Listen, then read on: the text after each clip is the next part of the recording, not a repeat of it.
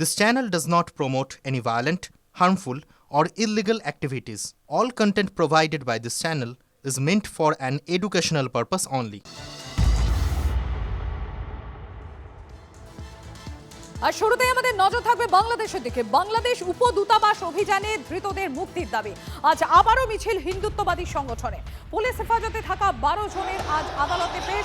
নিঃশর্ত মুক্তির দাবিতে শিয়ালদায় মিছিল।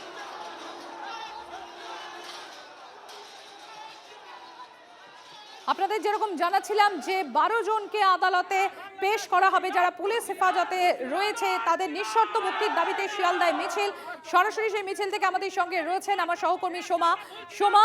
এখনো পর্যন্ত মিছিল থেকে যে দাবিটা করা হচ্ছে, অর্থাৎ যে 12 জন পুলিশ হেফাজতে রয়েছে তাদের নিঃশর্ত মুক্তি, এর পাশাপাশি আর কোনো দাবি দেওয়া আছে? কি কি কর্মসূচি রয়েছে তাদের?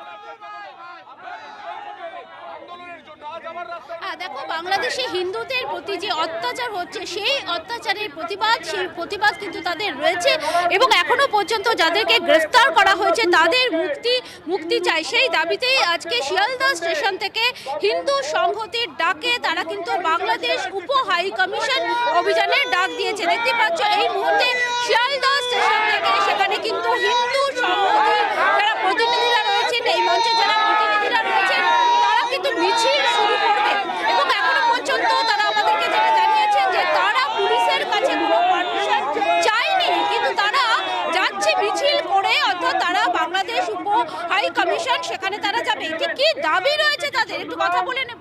কি দাবিতে আজকে আপনারা যাচ্ছেন? আমরা আগের দিন মিছিলে ছিলাম, আমি অ্যারেস্টেড ছিলাম, আমি একদিন ছিলাম, তারপরে বেরিয়েছি। এখন আমাদের 12 জন দাদা ভাই তারা রয়েছে তাদের মুক্তির দাবিতে, এবং দীপু দাস যে আমাদের সনাতনী হিন্দু, তার সঙ্গে আমরা রিলেট করতে পারি নিজেদেরকে। তার যেভাবে মৃত্যুবরণ করেছে, তাকে যেভাবে মারা হয়েছে, তার প্রতিবাদে আমরা এখন আবার বাংলাদেশ হাই কমিশনে যাচ্ছি। আর আমাদেরকে অ্যারেস্ট করে ভয় দেখিয়ে মনোবল ভেঙে আমাদের আটকানো যাবে না। আমরা হিন্দুরা রাস্তায় আছি, হিন্দুদের জন্য রাস্তায় আছি, থাকবো, আমাদেরকে সরানো যাবে না।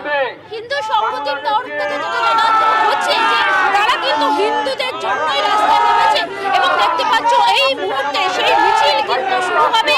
সেই মিছিল এগিয়ে যাবে ধীরে ধীরে, তারা বাংলাদেশ উপ হাই কমিশনের দিকে যাবে।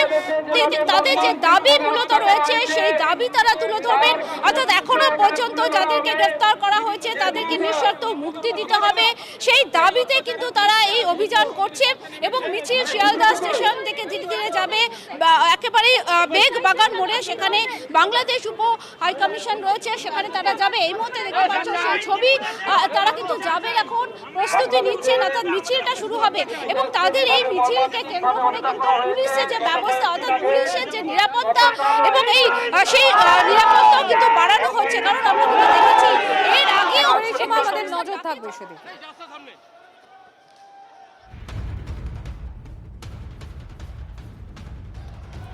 বাংলাদেশ ডেপুটি হাই কমিশনের অভিযানে ধৃতদের মুক্তির দাবি আপনাদের জানিয়ে রাখি। আজ আবারও মিছিল হিন্দুত্ববাদী সংগঠনের। বাংলাদেশে হিন্দু হত্যার প্রতিবাদ, আর সেই প্রতিবাদে গিয়ে ডেপুটি হাই কমিশনের সামনে রীতিমতো ধুমধুমার হয়, আপনারা জানেন। একদিকে সেই ছবি আপনাদের সামনে আমরা তুলে ধরছি, অপরদিকে আজকে মিছিলের ছবি আপনাদের সামনে আমরা তুলে ধরছি।